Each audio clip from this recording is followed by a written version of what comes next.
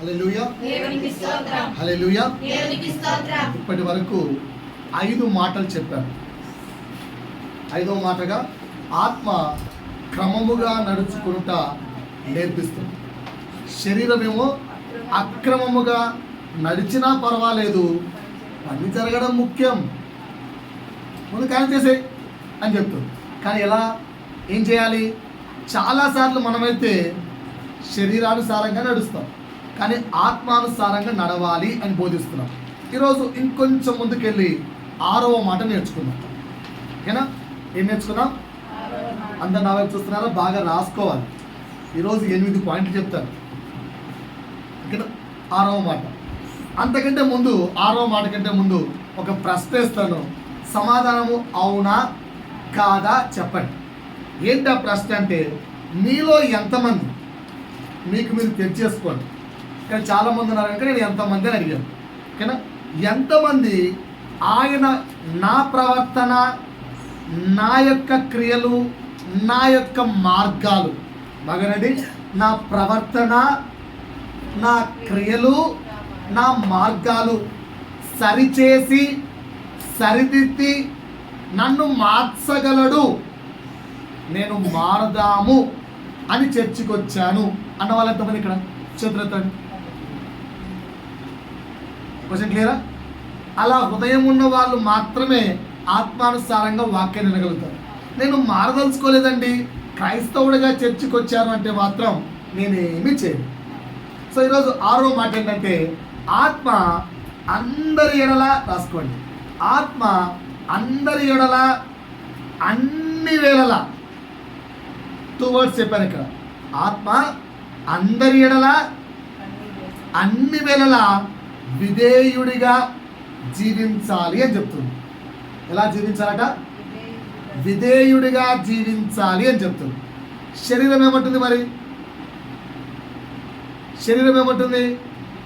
అందరిపైన పెత్తనం చెలాయించు, అధికారంగా ఉండు, పెత్తనం చెలాయిస్తూ రూలర్గా ఉండు, ఇది శరీరం చెప్తుంది. సో మనం ఎలా ఉండడానికి ప్రయత్నిస్తాం? మనం ఎలా ఉండడానికి ప్రయత్నిస్తున్నాం? ఎంతసేపు ఉన్నా ఎదుటి వాడి మీద పెత్తనం చెలాయించాం. నేను ఒకసారి వాక్యం చెప్పాను, ఫస్ట్ టైం బాగానే చెప్పాను. నా పైన నా యొక్క సేవకుడు దగ్గరికి వచ్చి, రే కొట్టకు రావాలను ప్రేమించురా అంటాడు. అదేందన్న అట్లా అన్నావు అంటే, వాక్యంలో పాయింట్స్ బాగానే చెప్పావురా, కాదని చెప్పను. అది ఏదో వాళ్ళంతా పాపులైనట్టు, నువ్వు ఒక్కడిగా పరిశుద్ధులు అయినట్టు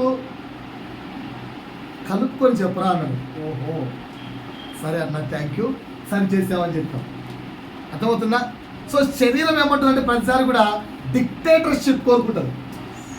అదమాయించు, మందలించు, ఇది శరీరం. మనం అంతా కూడా అలాగే ఉంటాం కదా. కానీ ఆత్మ ఏమంటుంది?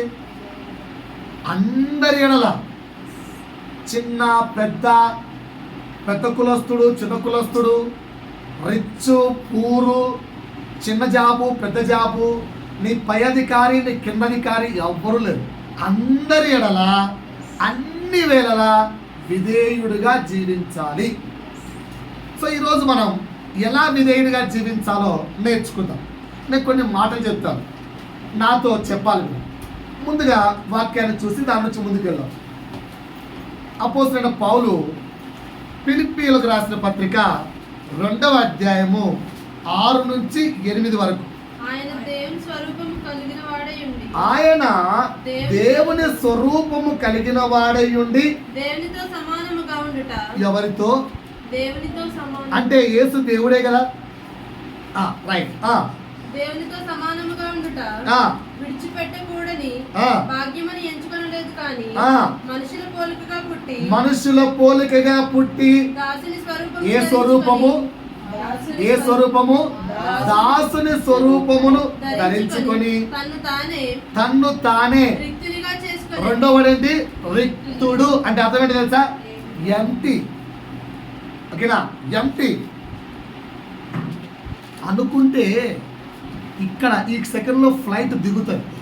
అంత టాలెంట్ ఉన్నా కూడా నిన్న ఏదో సందర్భం వస్తే మా కృష్ణ అంటుంది, ఎవరో ఒక వ్యక్తి అమెరికాకు వాక్యం చెప్పడానికి వస్తావా అని ఒక దాసుడు అడిగాడట.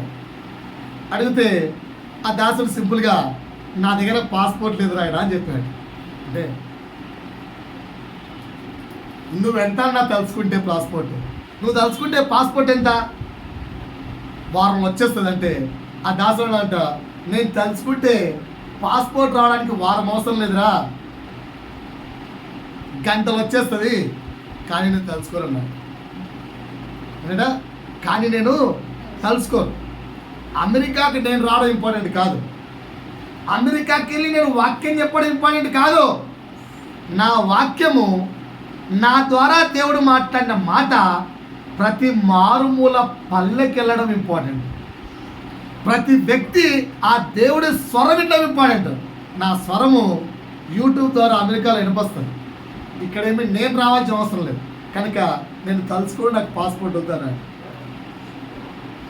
అంటే అవకాశం ఉండి కూడా ఉపయోగించుకోకుండా ఖాళీగా ఉండడాన్ని రిక్తుడు అంటారు. వాటి అర్థమైందా?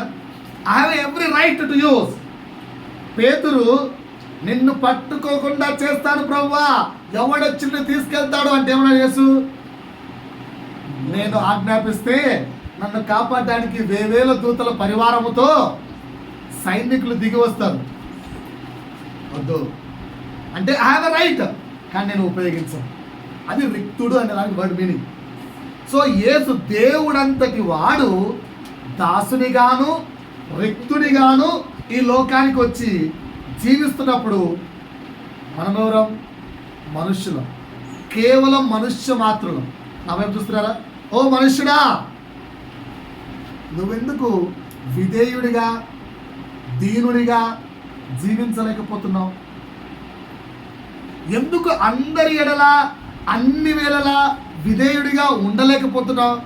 అంటే లోపలెక్కడో ఐఆమ్ ద గ్రేట్ అనే గర్వం, లోపలెక్కడో నేను గొప్పోణ్ణి అన్న అహంభావం, లోపలెక్కడో నేను పెద్దవాణ్ణి అన్న ఒక ధీమా, లోపలెక్కడో నా దగ్గర డబ్బులున్నాయి అన్న ఒక భరోసా నిన్ను దేవుని సారూప్యములోకి పోకుండా చేస్తుందేమో చెక్ చేసుకోండి.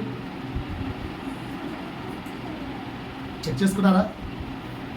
చెక్ చేసుకున్నారా? ఇంకా పిల్లలు బిజీలో ఉన్నారా? వాక్యం వైపు ఉన్నారా? పిల్లలకి చర్చ అలవాటు అయిపోయింది. మీరు నిద్రపోయినా పిల్లలు చర్చిలోంచి బయటికి వెళ్ళరు, బయటికి వెళ్ళినా ప్రశాంతంగా ఉప్పులంతా తిరిగి మళ్ళీ వాళ్ళు చర్చలో రాగలరు, మీకంటే అంత జ్ఞానవంతులు వాళ్ళు. కనుక వాళ్ళ మీద ధ్యానం ఉంచకండి. తల్లిదండ్రులారా, దయచేసి వాక్యాన్ని వినండి, ప్రభు మాటను నిర్లక్ష్యం చేసుకోకండి. పాయింట్ అర్థమవుతుందా? మరి మనమెందుకు అందరి ఎడల విధేయుడిగా లేము, ఉన్నాము అంటారా? నేను కొన్ని అర్థాలు చెప్తాను, రాసుకోండి, ఓకేనా? ఇవన్నీ మీలో ఉన్నాయి అంటే ఉన్నాయని చెప్పండి, నేను సంతోషిస్తాను, ఓకేనా? ఒక్కొక్క పాయింట్. ఫస్ట్, విధేయత అనగా, విధేయత అనగా మర్యాద ప్లస్ గౌరవం. ప్లస్ అని ఎందుకంటున్నాను? ఒకటే కాదు, ఇవన్నీ కలిస్తే విధేయత, అందుకు ప్లస్. మర్యాద ప్లస్ గౌరవం ప్లస్ అనుకువ. అనుకువ అంటే తెలుసు కదా, ఒక పద్ధతి ప్రకారంగా అనుకువ ప్లస్ లోబడుట. ఇవన్నీ కలిస్తే విధేయత. మీకు అర్థమైందా? ఏంటంటే మర్యాద, గౌరవం, అనుకువ ప్లస్ లోబడుట, ఇవన్నీ కలిస్తే ఏంటి? విధేయత.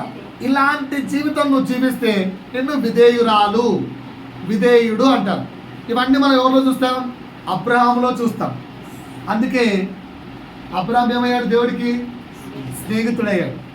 మోషేలో చూస్తాం, అందుకే మోషే ఏమయ్యాడు? నమ్మకస్తుడయ్యాడు. మరియాలో చూస్తాం, అందుకే మరియమ్మ ఏమైంది? యేసుకు తల్లి అయింది, దేవుడికి తల్లి. వా, ఏం పొజిషన్ కదా! మనలో ఎవరైనా ఆ పొజిషన్ ఉంచుకెళ్తాం?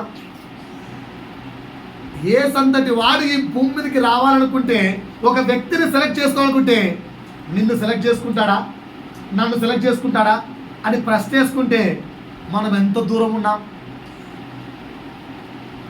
ఇమాజిన్ చేసుకోండి. యేసుకు తల్లి ఎందుకైనామా? బికాస్ ఆమెలో విధేయత ఉంది, విధేయత ఉంది. అర్థమైందా?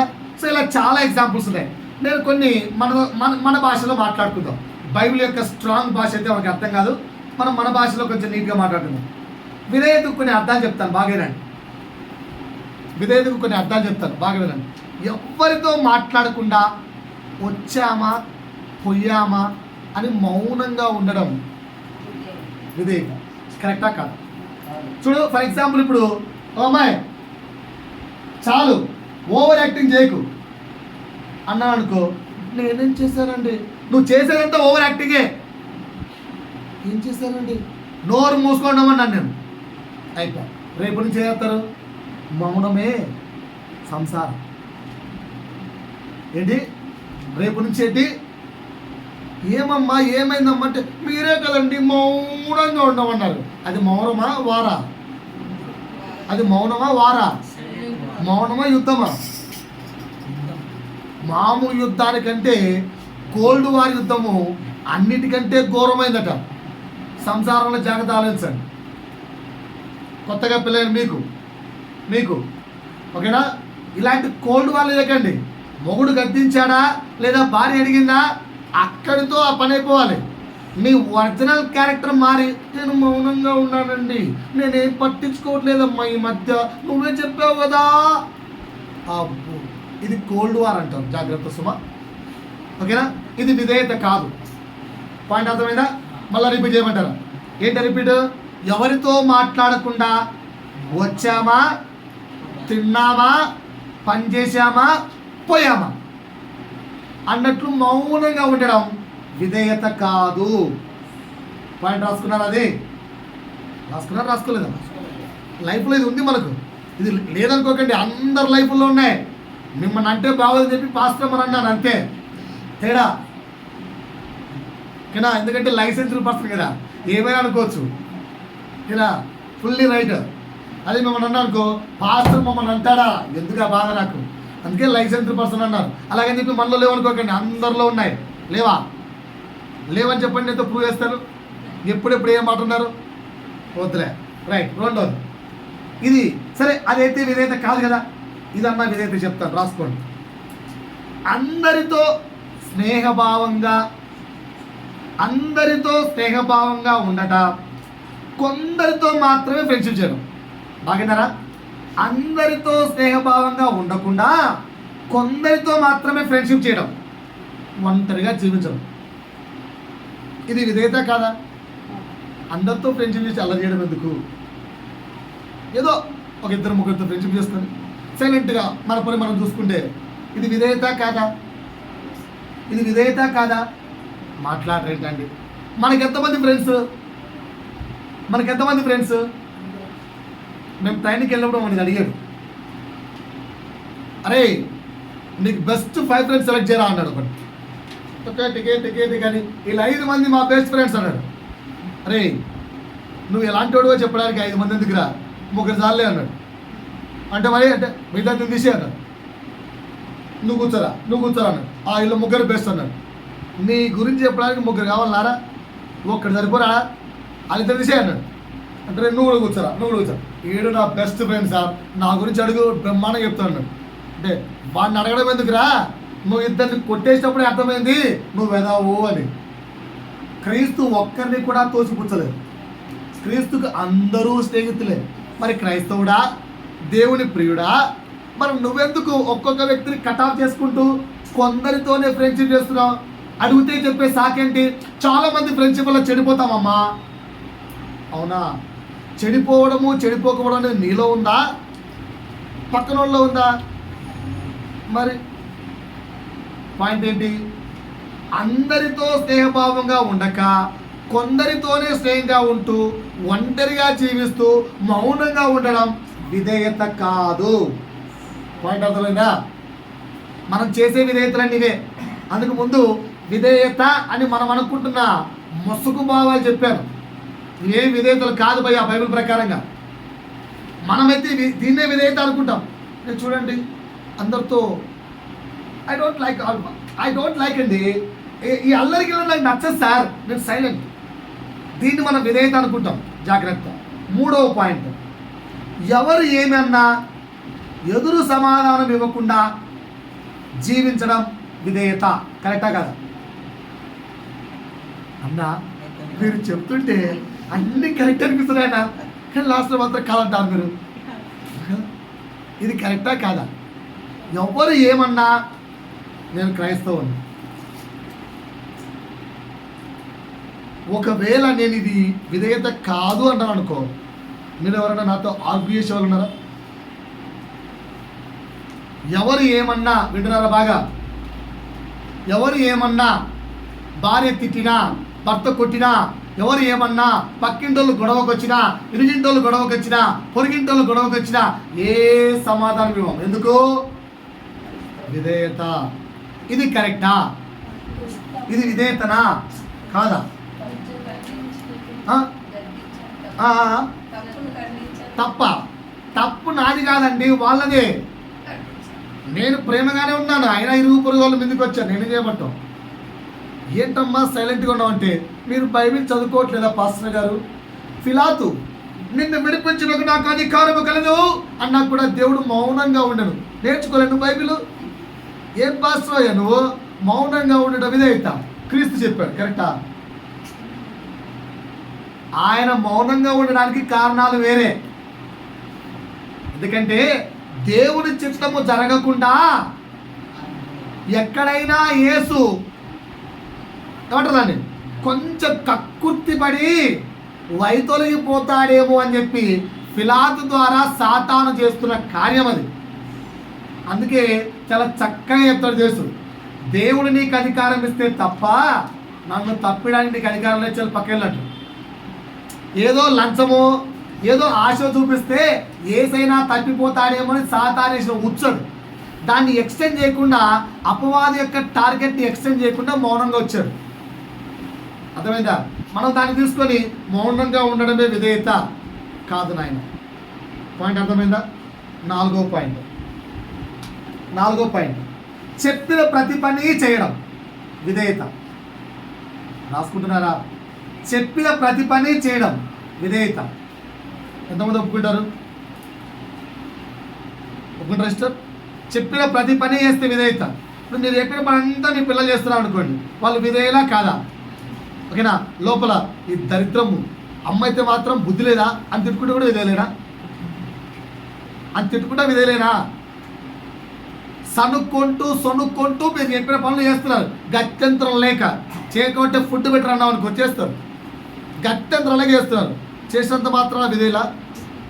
జాగ్రత్త సుమా. చెప్పిన ప్రతి పని చేసినంత మాత్రాన విధేయులు కాదు, సనగకుండా చేస్తే విధేయులు. పాయింట్ అర్థమైందా? నేను చెప్పిన ప్రతి పాయింట్ విధేయతకు అర్థంలాగే ఉంటుంది, కానీ విధేయత కాదు. ఎందుకంటే మనం పాటించే విధేయతలు ఇవే. విధేయుడిగా జీవించు అంటే ఏం చేస్తుంది తెలుసా? సంఘమునకు, ప్రియులారా, పాస్టర్కును, దేవునికిను మీరు విధేయులై ఉండాలి. మూర్ఖమోసు వార్త. ఫస్ట్ దేవుడు, నెక్స్ట్ పాస్టర్. ఇక్కడ చెప్పాం సంఘమునకును, పాస్టర్కును, దేవునికి మీరు విధేయులై ఉండాలి. మీరు ఏ పని చేసినానో దేవుడు మీకు ప్రతిఫలం ఇచ్చును. కనుక పాస్టర్ యొక్క ఇంటికి వచ్చి సామాన్లు కడగండి, బట్టలు ఉతకండి చేయట్లేదు ఇప్పుడు మనం. ఇవన్నీ విధేయతలు కాదు. ఎందుకంటే బైబిల్ ఏం చెప్తుంది? ఏ పని చెప్పినా అమ్మో చెయ్యను అని చెప్పొద్దు. విధేయత. ఇది విధేయత కాదండి. ఎందుకంటే లోపల నీ హృదయం సనుక్కుంటుంది. చెయ్యి, తప్పలేదు. చర్చికి పనులు చేయి, చర్చి ఫ్యామిలీ పాస్టర్కి పని చేయి, పాస్టర్ ఫ్యామిలీకి పని చేయి. నేను తప్పు అని చెప్పను. సనగగా చేయగలవా? చేయలేవు కదా. కనుక చెప్పండి, పాస్టర్ నా వల్ల ఇంతవల్ల కాదు, అంతే. రైట్. 5వ మాట. 4 మాటలు చెప్పాను, రాసుకున్నారా? 4 మాటలు చెప్పాను, రాసుకున్నారా? ఈ 4 విధేయత కాదా? బాగా చెప్పాలండి, అర్థమవుతుందా మొత్తానికి? మళ్ళీ రిపీట్ చేయాలా? మొదటి పాయింట్ ఏం చెప్పాను? సైలెంట్గా ఉండడం విధేయతనా? కాదు. రెండోది ఏం చెప్పాను? కొంతమందితో ఫ్రెండ్షిప్ కాదు. మళ్ళీ మూడోది నో బ్యాక్ ఆన్సర్స్, అది కూడా విధేయత కాదు. 4వది డూయింగ్ ఆల్ ద వర్క్స్, అది కూడా విధేయత కాదు. మనం విధేయత అని అనుకుంటున్నాం అంతే. 5 ఇదన్నా విధేయత అంటారేమో చూద్దాం. ఓకేనా?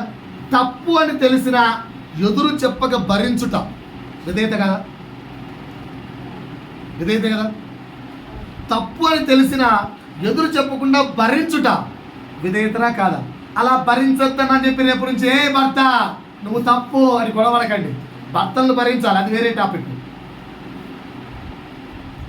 అర్థమైందా? మా పాస్ రేపిండు భరించొద్దనిండు కానీ గెట్ అవుట్ అన్నారు పొరపాటు, అది వేరే టాపిక్. అట్ట కాదు. జనరల్గా తప్పు అని తెలిసిన ఎదురు చెప్పక భరించుట విధేయతనా? కాదండి. సరిచేయుట విధేయత. భరించుట విధేయత కాదు, సరిచేయుట. అంటే ఇప్పుడు భర్త కూడా సరిచేయాలండి. ఎస్, సరిచేయాలి.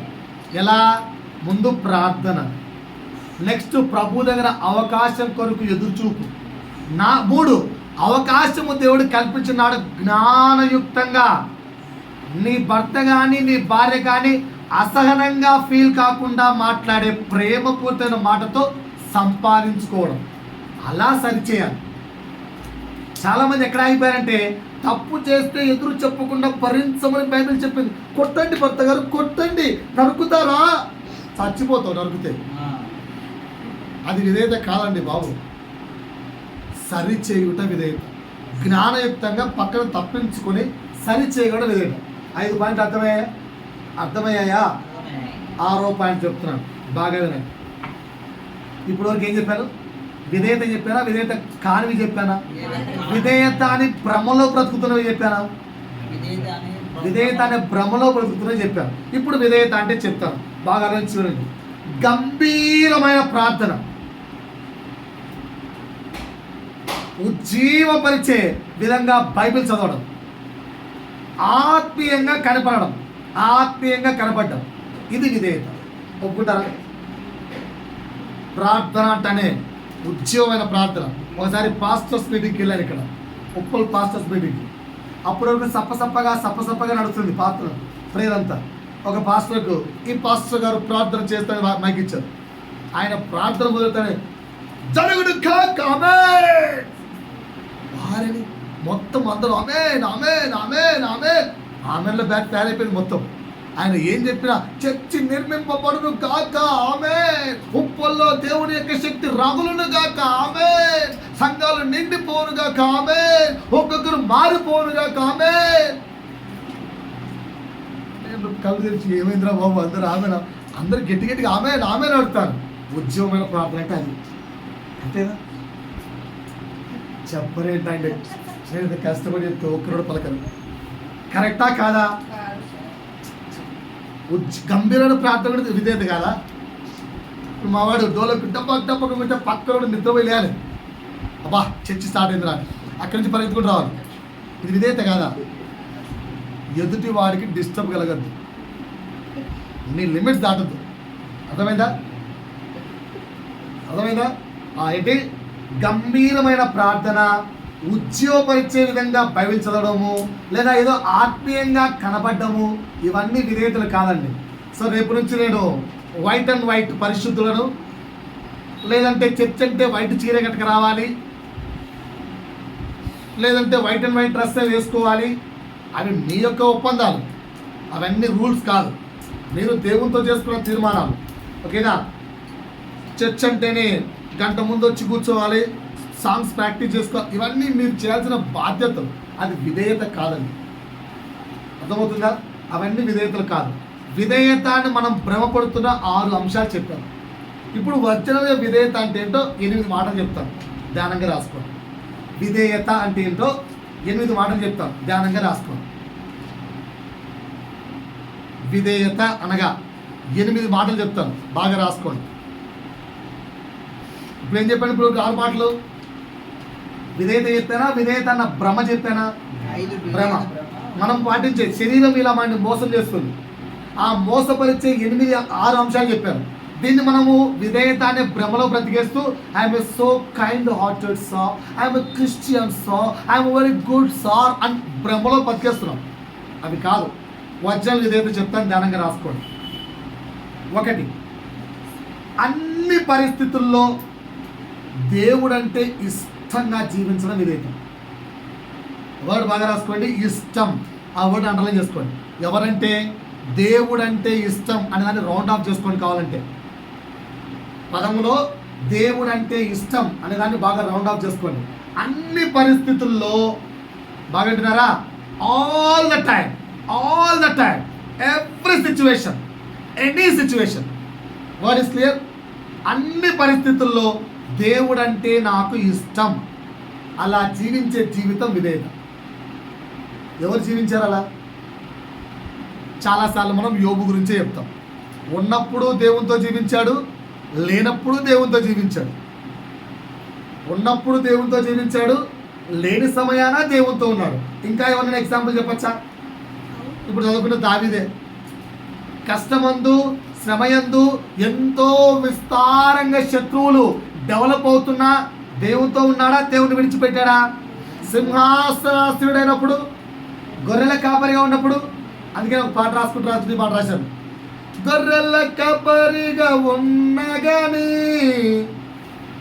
రారాజుగానైనా ఉన్నగాని, నీవే చాలంటూ నీ ఆజ్ఞలు పాటిస్తూ జీవించిన దావీదు వాలే ఉండాలని ఆశ. అంటే రాజుగా ఉన్నా దేవునితోనే ఉన్నాడు. గొర్రెల కాపరిగా ఇంట్లో వాళ్ళందరూ ఏ చిన్నడా హ అని అందరూ పనులకు తోసేస్తున్నా కూడా దేవునితోనే ఉన్నాడు. ఎక్కడ దేవుని యందు ఇష్టాన్ని విడిచిపెట్టలే. నువ్వు నేను ఎలా ఉన్నావు? ఇంకో ఎగ్జాంపుల్ ఎవరు? యూసఫ్. తండ్రికి ముద్దుల కొడుకుగా ఉన్నప్పుడు దేవునితో ఉన్నాడు. ఆ ముద్దుల కొడుకు వల్ల శ్రమలు, జైలు పాలు అన్నీ అయితే కూడా అప్పుడు కూడా జైలుగా అది దేవునితోనే ఉన్నాడు. ఇంట్లో కష్టం వచ్చింది, ఎవరితో ఉంటావు? మొగుడు కొట్టాడు, నెక్స్ట్ బంద్ చేసేది ఏంటి? First church. ఓకేనా? జ్వరం వచ్చింది, ఫస్ట్ బంద్ చేసేది ఏంటి? చర్చ్. ఓకేనా? ఆడ కీర్తి కూర్చొని చాలా ఆనందం వేస్తుంది. ఓకేనా? పాపం జ్వరం నుంచి పడుకుని నిద్రపోతాడు, తప్పేం లేదు, నిద్రమని. కానీ జ్వరంతో కూడా వచ్చింది. ప్రభు సన్నిధికి వచ్చాం అంతే. ఎందుకంటే శరీరానికి అనారోగ్యాలు కామన్. అర్థమవుతుందా? సో ఏ స్థితిలో ఉన్నాను? కష్టంలో ఉన్నావా? శ్రమలో ఉన్నావా? ఇరుకులో ఉన్నావా? ఇబ్బందులో ఉన్నావా? వేదనలో ఉన్నావా? తృణీకరించబడ్డావా? లేదంటే హై పొజిషన్లో ఉన్నావా? నీచపు స్థితిలో ఉన్నావా? కృంగిన స్థితిలో ఉన్నావా? పనికి రాని స్థితిలో ఉన్నావా? 10 స్థితులు చెప్పాను. ఏ స్థితిలో ఉన్నా కూడా నువ్వు ఎలా ఉండాలి? I love Jesus. ఎంతమంది చెప్పగలరు? కృంగిన స్థితిలో ఉన్నప్పుడు ఐ లవ్ జీసస్ అని చెప్పగలరా? కష్టాలు ఉన్నప్పుడు ఐ లవ్ జీసస్ అని చెప్పగలరా? నీ ప్రార్థన విననప్పుడు ఐ లవ్ జీసస్ అని చెప్పగలరా? నీ ప్రార్థనకు సమాధానం రానప్పుడు ఐ లవ్ మై లార్డ్ అని చెప్పగలరా? నువ్వు ఎలా ఉన్నా దేవుడు నిన్ను ప్రేమిస్తున్నాడు. చెక్ చేసుకో. నువ్వు ఎలా ఉన్నా దేవుడు నిన్ను ప్రేమిస్తున్నాడు. నువ్వు అల్లరిగా ఉన్నా దేవుడు నిన్ను ప్రేమిస్తున్నాడు. నువ్వు తప్పులు చేస్తున్నా దేవుడు నిన్ను ప్రేమిస్తున్నాడు. నువ్వు ఏదైనా పాపము చేసినా దేవుడు నిన్ను ప్రేమిస్తున్నాడు. నువ్వు దేవుడిని విడిచిపెట్టినా దేవుడు నిన్ను ప్రేమిస్తున్నాడు. ప్రార్థించడం మరిచినా దేవుడు నిన్ను ప్రేమిస్తున్నాడు. నువ్వు దేవుడికి సమర్పించుకోకపోయినా దేవుడు నిన్ను కోరుకుంటున్నాడు. Is always loving you. Then why can't you say I am loving you Jesus? ప్రతి సమయం నేను నీతో ఉంటాను ప్రభా. ఎవ్రీ మూమెంట్ నేను నీతో ఉంటాను ప్రభా. ఏ స్థితిలో ఉన్నా నేను నీతో ఉంటాను ప్రభా. ఎక్కడున్నా నేను నీతో ఉంటాను ప్రభా. ఎందుకు చెప్పలేకపోతున్నావు? పిల్లలారా వింటున్నారా? ఆడుకుంటున్నారా? ఇది విధేయత అంటే. ఇది విధేయత. ఏంటి విధేయత? అన్ని పరిస్థితుల్లో దేవుడు అంటే నాకు ఇష్టం. ఏమమ్మా చర్చికి రాలేదు? ఏమొస్తావులే పాస్టర్, ఏమోలే. చర్చికి వద్దామంటే ఏదో పాటలు ఇస్తాం అనుకొని వచ్చారు, కానీ ఎప్పుడు చూసినా పాటలు ఏవో పాడేవో మాకు, మేము ఎందుకు లేదు చర్చికి అని దాంట్లో కావాలి. దేవునికి చర్చికి పాటల కోసం వస్తున్నావా? లేదా వాక్యములో సరి చేయడానికి వస్తున్నావా? వాక్యం ద్వారా సరి చేసుకోవడానికే కదా వస్తున్నావు. మరి ఇదేంటి ఇలా ఉన్నాం అంటే? పరిస్థితులను బట్టి దేవుడు అంటే ఇష్టం పోతుంది. కాన్సెప్ట్ అర్థమైందా? సో విధేయత అంటే ఏంటి? ఏ పరిస్థితుల్లోనైనా కూడా who is your loving person? ఏ పరిస్థితుల్లో కూడా who is your loving person? ఓకేనా? భర్త మిమ్మల్ని బాగా చూసుకున్నా చూసుకోకపోయినా, ప్రేమించినా ప్రేమించకపోయినా, తిడుతున్నా కొడుతున్నా, ఓకేనా, ప్రేమగా చూసుకుంటున్నా, who is your loving person? ఒక్కరికే చెప్పగలం ఆ మాట, ఐ లవ్ యూ అని. ఒకటి ఈ భూమి మీద ఆడవారైతే భర్తకు, మగవాడైతే భార్యకు. వేరే వాళ్ళకి చెప్తే అది వ్యభిచారం అవుతుంది. ఆ ఒక్కడికే, అతడు అందంగా ఉన్నా అందంగా లేకపోయినా, పెళ్లి చేసుకున్నాక 6 ప్యాక్ కాస్త ఏది ఫ్యామిలీ ప్యాక్ అయినా ఏమైనా కూడా ఆ లవ్ యూ అనేవాడు ఒక్కడితోనే చెప్పుకోవాలి. ఇంకోటి చెప్పుకుంటే ఏమవుతుంది? సో పౌలు మనల్ని పరిశుద్ధమైన కన్యకగా ఎవరికి అప్పగించాడు? యేసు అనే భర్తకు అప్పగించాడు. So to whom you have to say I love you word? ఆయనకు ఒక్కడికే చెప్పాలి.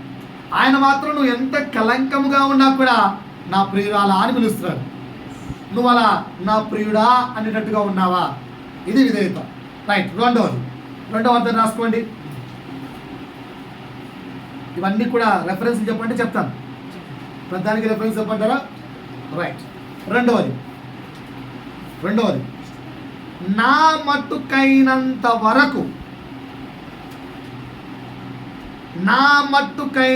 వరకు వింటున్నారా? ఒకటోసారి, నా మట్టుకైనంత వరకు దేవుని కొరకు జీవిస్తా. ఇది విధేయత. నా మట్టుకైనంత వరకు నేను దేవుని కొరకు జీవిస్తా. నా మట్టుకైనంత వరకు నేను నా ఫ్యామిలీ కొరకు జీవిస్తా. నా మట్టుకైనంత వరకు I will do my best for my job.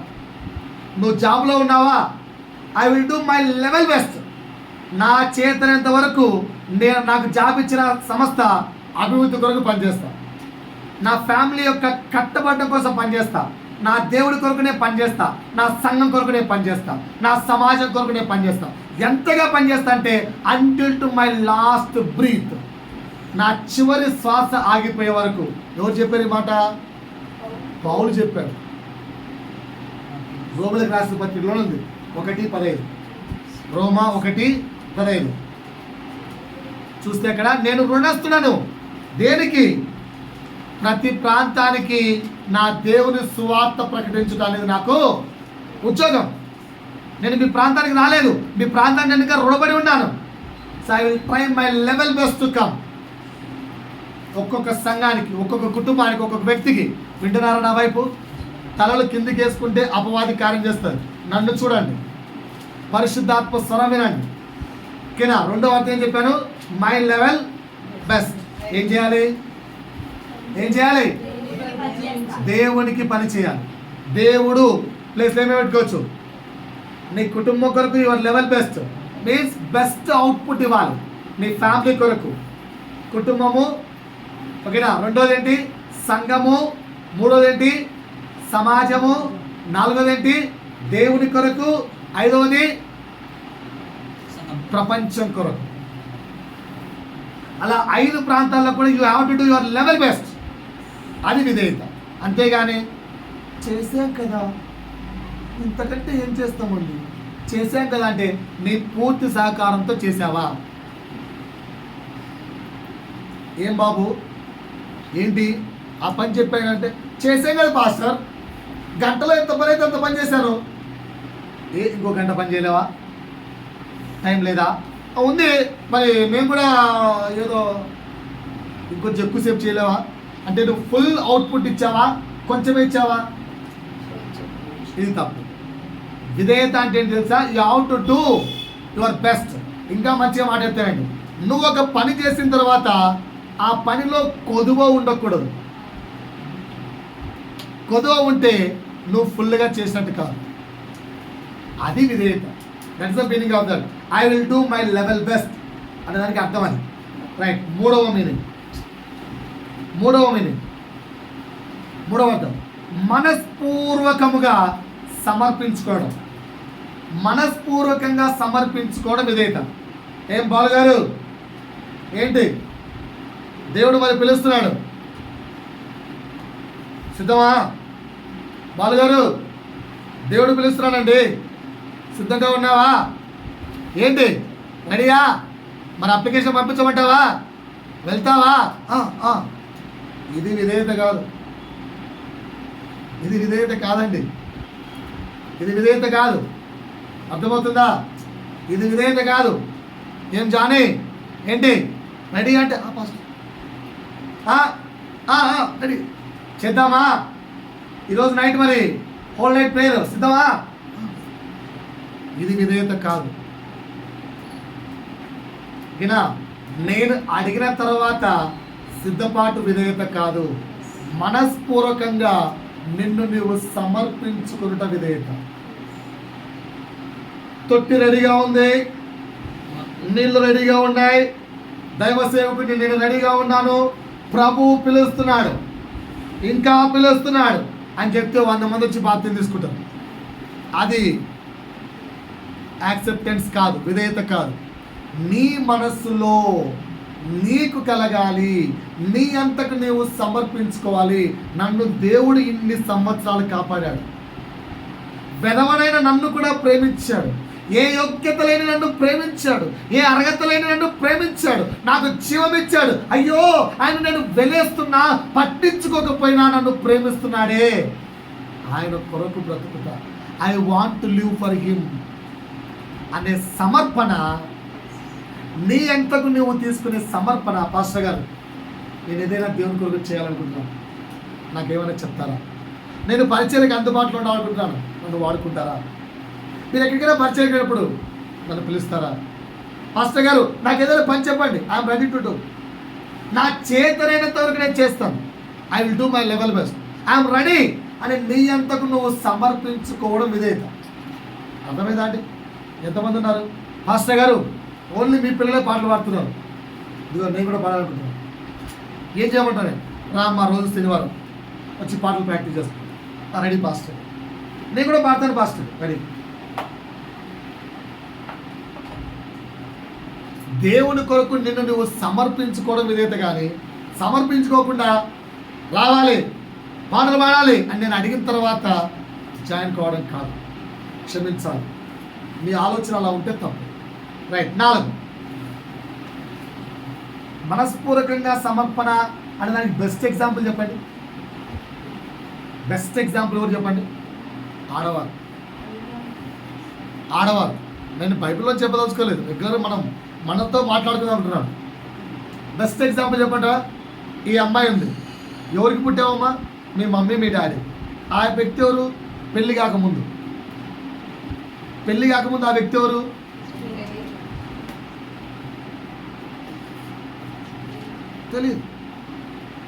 తెలియదు. పెళ్ళి అని జస్ట్ ఒక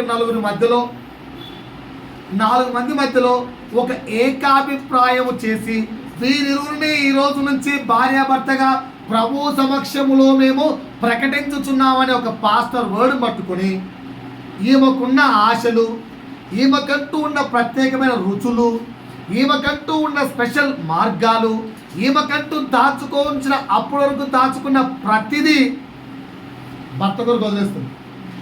ఎస్ఆర్ అతను అడగడు, అన్నీ వదిలేస్తుంది భార్య, అన్నీ వదిలేస్తుంది భార్య. దట్ ఈస్ కాల్డ్ యాజ్ మనస్పూర్వకమైన సమర్పణ. మనస్ఫూర్తిగా సమర్పించుకోవడం అంటే ఏంటి తెలుసా? ఎప్పుడు మగవాడు అంత ఇంట్రెస్ట్ సమర్పించుకోడు, ఆడవారు చేస్తారు. అందుకే అందులో ఆడవారు గొప్పవారు. మనస్పూర్వకంగా. ఒకసారి ఒక వ్యక్తి అడిగంటే దాసుని, ఎప్పుడు ఈ అమ్మాయితో భరించాలా సార్ నేను?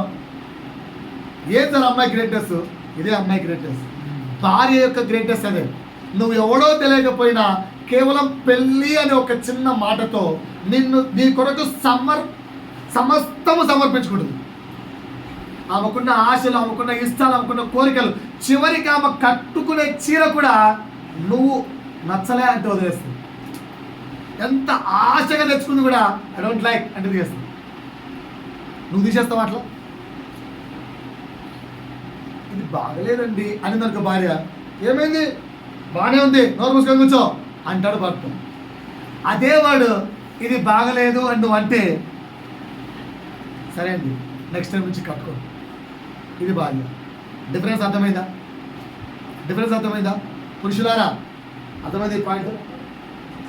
ఇది అర్థమైతే భార్య ఎంత సాక్రిఫైస్ చేస్తుందో, ఆమె విధేయత ఏంటో నీకు అర్థమవుతుంది.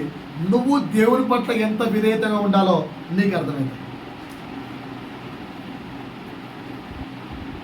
రైట్, 4వ పాయింట్ చెప్తున్నాను. పూర్తిగా నమ్ముతా. మొదటిది దేవుడు అంటే ఇష్టం, రెండోది ఏంటి మై లెవెల్ బెస్ట్, మూడోది ఏంటి సమర్పణ, నాలుగవది నమ్ముట. పూర్తిగా నమ్ముట విధేయత, పూర్తిగా నమ్ముట. చదుదామా వాక్యాన్ని? వాక్యం చదుదామా? అపోస్తల కార్యములు 9వ అధ్యాయము. అపోస్తల కార్యములు 9వ అధ్యాయము. అక్కడ మన సహోదరుడు ఉంటారు. ఎవరా సహోదరుడు?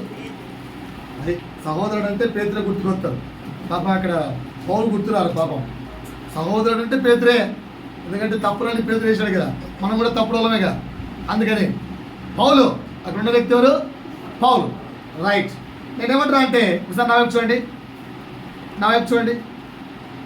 9:6 చదవండి ఒకసారి. లేచి పట్టణంలోకి వెళ్ళుము, అక్కడ నువ్వేమి చేయవలెనో రైట్. చాలమ్మా, దుర్బలమ్మా, చాలు చాలు. బయటికి వెళ్ళు అంటే లేచిందా? మా శ్యామ్ గారిని రే అని అనుకో, చర్చి అయితే అంటాడంట. బయటికి వెళ్ళమన్నాను, బయటికి చెప్పండి పాస్టర్, బయటికి వెళ్ళాను ఏంటి మాట అర్థమైంది? ఎవరికైనా మనలో ఏదైనా వర్క్ ఇస్తుంటే ఎందుకు అనే క్వశ్చన్ వేస్తామేమా? భయపడిపోయింది పాపం. ఎందుకు అని ప్రశ్న వేస్తావా లేదా?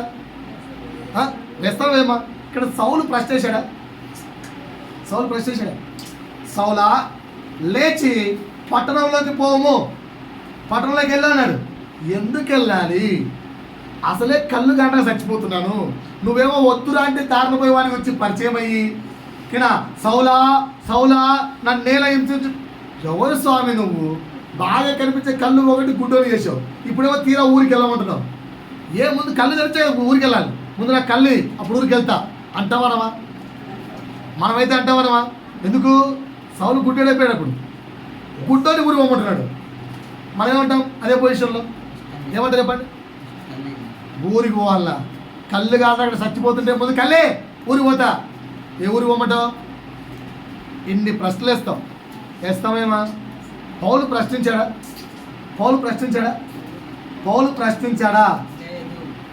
నువ్వు హింసించుచున్నా సౌలా నీవేళ నన్ను హింసించుచున్నావని తనతో ఒక స్వరము పలుకుట వినను. ప్రభువా నీవెవడవని అతడు అడుగగా ఆయన నేను నీవు హింసించుచున్న యేసును. ఇంతకంటే ఏమన్నా కాన్వర్సేషన్ జరిగింది అక్కడ? నువ్వు హింసిస్తున్న యేసును మాట అర్థమైందా? అబ్రాహాము దగ్గరకు వచ్చి ఏం చెప్పాడు? ఆదికాండం 12కి వెళ్ళండి. ఆదికాండం 12కి వెళ్ళండి. చదువుతున్నానండి. యెహోవా నీవు లేచి నీ దేశము నుండి, నీ బంధువుల యొద్ద నుండి, నీ తండ్రి ఇంట నుండి బయలుదేరి నేను నీకు చూపించు దేశమునకు వెళ్ళుము. చూపించాడా? ప్రయాణం అయిపోయింది. మనమైతే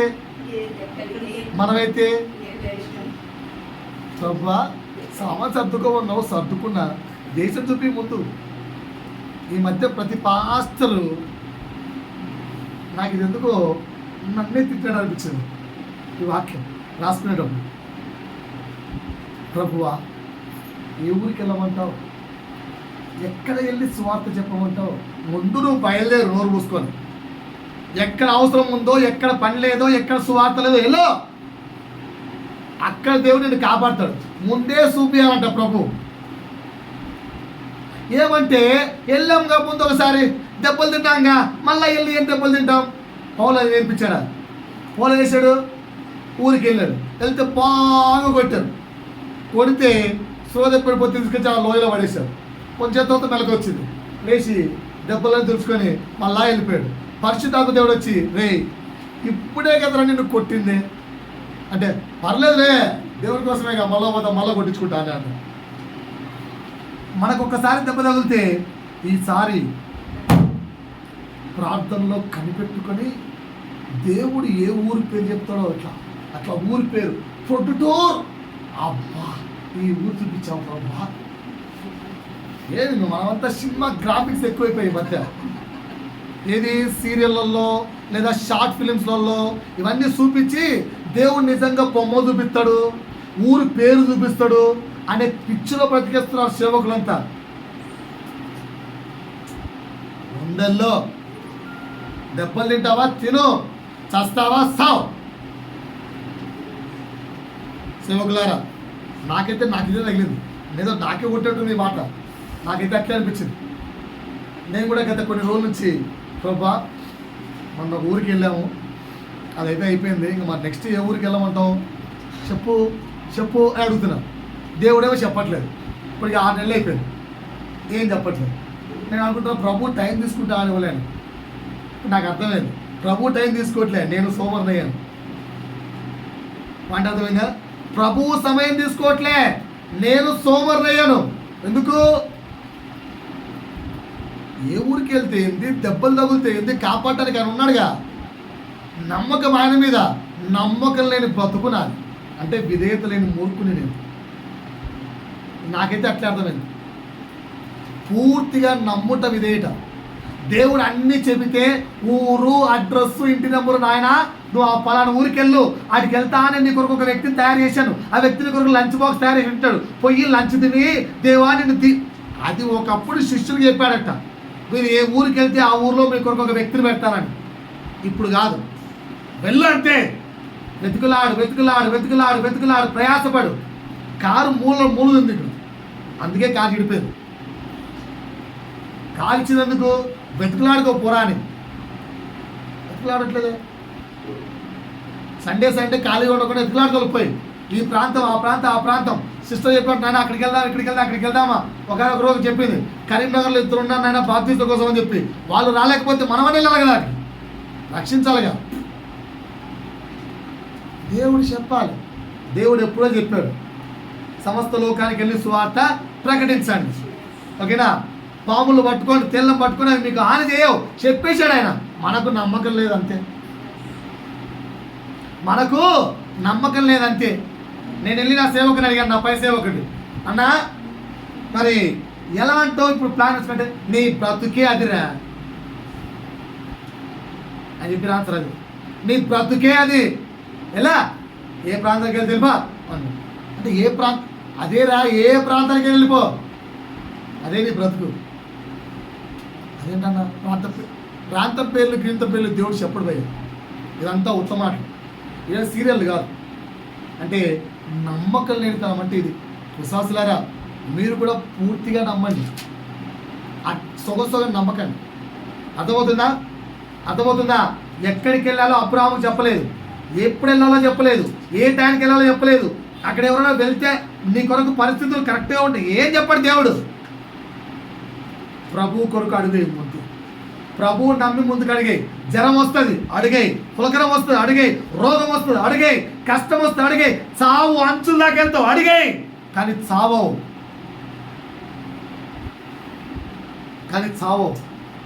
విశ్వాసి గుర్తుపెట్టుకే మాట, నువ్వు దేవుని కొరకు అడిగేస్తే శ్రమ వస్తుంది అడిగాయి, మళ్ళా శ్రమ వస్తుంది అడిగాయి, కానీ చావవు. గెలిపిస్తాడు దేవుడు. ట్రైనింగ్ అని ఉన్నాడు, ఎంత అడిగేసామని అడిగానుకో, పాయింట్లు ఇచ్చారనుకో, ఎన్ని పాయింట్లు తీసుకోవాలో తెలియదు. నేను రెడీ అయ్యాను మామా, మరి నా భార్య రెడీ కాలేదు, నా భార్య ట్రైన్ తీసుకోలేదు, మరి మేము సేవకు సిద్ధమా? లేదు. ప్రభు కొరకు నమ్ముట ఇంపార్టెంట్, అది విధేయత. ఐదో మాట ఆజ్ఞలు అని ఒకసారి. అంటారా గట్టిగా? ఆజ్ఞలు ఆజ్ఞలు పాటించుట విధేయత. రాసుకున్నారా పాయింట్? ఆజ్ఞలు పాటించుట విధేయత. ఆజ్ఞలు పాటించుట విధేయత. ఆజ్ఞలు పాటించుట విధేయత. ఆజ్ఞలు పాటించుట విధేయత. నా వైపు చూడండి అందరూ. 10 ఆజ్ఞలు ఉన్నాయి కదా. ఆ 10 ఆజ్ఞల ఇంకా ఏమైనా ఉన్నాయా? మోర్ దాన్ 6,000 ఉన్నాయట బైబిల్లో. మోర్ దాన్ 6,000 ఉన్నాయట బైబిల్లో ఆజ్ఞలు. యేసు పలికిన ప్రతి మాట ఆజ్ఞే. యేసు ఇది చెయ్యండి అని అంటే ఆజ్ఞే. అలా ఉండండి అని అంటే ఆజ్ఞే. ఇలా చేయకండి అని అంటే ఆజ్ఞే. మీరు ఇలా ఉండాలి అని అంటే ఆజ్ఞే. మీరు నీతిని న్యాయాన్ని వెతకండి అది ఆజ్ఞ. నిశ్చయముగా అనేది ఇంకా బలమైన ఆజ్ఞ. ఓకే, 10 ఆజ్ఞలు తీసుకుందాం. ఎందుకు భయపడ్డాం? 10 ఆజ్ఞల్లో రెండో ఆజ్ఞ ఏంటి? విశ్రాంతి దినమును పరిశుద్ధంగా ఆచరిస్తున్నావు. చేతులెత్తండి భయ్య. రెగ్యులర్గా చర్చికి వస్తున్నావు. చేతులెత్తండి. గీతాలు ఎత్తరా? మీరు రెగ్యులర్ అవ్వట్లేదు చర్చికి? మరి ఎత్తండి. పాస్టర్ మీద నమ్మకం లేదా? ఈడు అసలే మంచోడు కాదు. ఈడు ఏదో సెటిల్ అయింది. మీ మీద నమ్మండి. అందుకే నమ్మకం ఉండాలి. చేతులెత్తండి. రెగ్యులర్గా చర్చికి వస్తాం. వస్తున్నారా? చేయాలి. రెగ్యులర్గా చర్చికి వస్తాం. పాటిస్తున్నారా? పాటించట్లేదా? ఎత్తండి అమ్మా. అందుకు ఇంత భయాలు మీకు? అరే దేవుని నమ్మండి. నన్ను ఇట్లా భయపడతారు. రెగ్యులర్గా చర్చికి వస్తున్నారా? రైట్. దేవునికి మహిమ కలుగును గాక. మీరు అందరూ రెగ్యులర్గా చర్చికి వస్తున్నందుకు ప్రభువుకు కృతజ్ఞతలు చెల్లిస్తున్నారు. ఓకేనా? రైట్. ఆజ్ఞ అక్కడితో ఆగిపోయిందా? ఆజ్ఞ ఎక్స్టెన్షన్ చెప్పమంటారా? రెగ్యులర్గా చర్చికి రండి, అది ఆజ్ఞ. దాని ఎక్స్టెన్షన్ యేసు కొంచెం ఎక్స్టెండ్ చేశాడు. ఏంటో తెలుసా ఆజ్ఞ? చర్చిలు అసలు ఎక్కడ ఉన్నాయి? చర్చ్ అంటే ఎవరు? ఏది? ఇళ్ళ. చర్చ్ ఎవరు? చర్చ్ ఎవరు? నువ్వు. ఇది ఎక్స్టెన్షన్. విశ్రాంతి దినమును పరిశుద్ధంగా ఆచరించవలను. ఎక్స్టెన్షన్ ఏంటి? నువ్వే చర్చిగా మారవలను. ఎంతమంది మారారండి? రెగ్యులర్గా చర్చికి అయితే వస్తున్నారు. మీరు చర్చిగా మారారా? నువ్వు చర్చిగా మారిపోయావా? ఇది యేసు యొక్క ఆజ్ఞ. పాటించడం విధేయత. పాటిస్తున్నావా? Are you become a church? నువ్వు చర్చిగా మారావా? మాట్లాడరు. సమాధానం నాతో చెబితే ఓకేనా? సాతాను వాక్యాన్ని దొంగలించలేదు.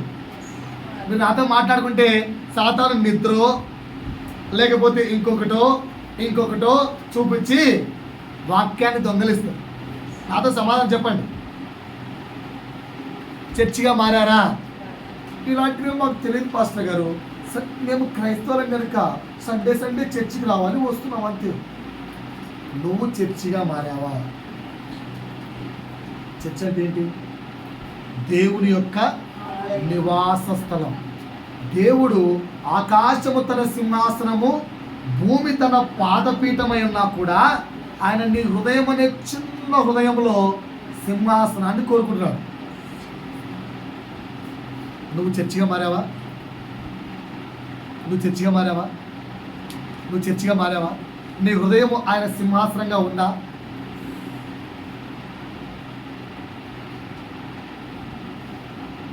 తలెత్తుడు ఆజ్ఞ ఆచరించుట విధేయత. మీకు ఎన్నంతా చెప్పాను? 5. ఒకసారి 5 రిపీట్ చేస్తాను. ప్రభు చిత్తమైతే మిగతావన్నీ కూడా వచ్చే వారం చెప్తాను. 5 ఏంటి చెప్పాను?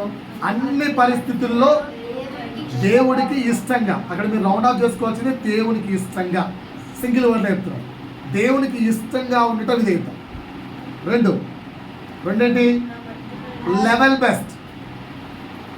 బెస్ట్ ఇవ్వడం. లెవెల్ బెస్ట్ ఇవ్వడం విధేయత. మనస్పూర్వకంగా. అది 3వది మనస్పూర్వకమైన సమర్పణ విధేయత. 4వది నమ్ముట విధేయత. కొంచెం నమ్మాలా? పూర్తిగా నమ్మాలా? పూర్తిగా నమ్ముట విధేయత. 5 ఏంటి? ఆజ్ఞలు పాటించుట విధేయత. ఇక్కడ మీరు అండర్లైన్ చేసుకోవాల్సింది ఆజ్ఞలు కాదు, పాటించుట అండర్లైన్ చేసుకోవాలి. పాటించుట అండర్లైన్ చేసుకోవాలి. 5 పాయింట్లు ఉన్నాయా? ఎన్ని మార్కులు వచ్చాయి? ఎన్ని తెచ్చుకోవాలి? ప్రయత్నిద్దామా? దేవుడు మనందరికీ సహాయం చేయను గాక. ఆమేన్.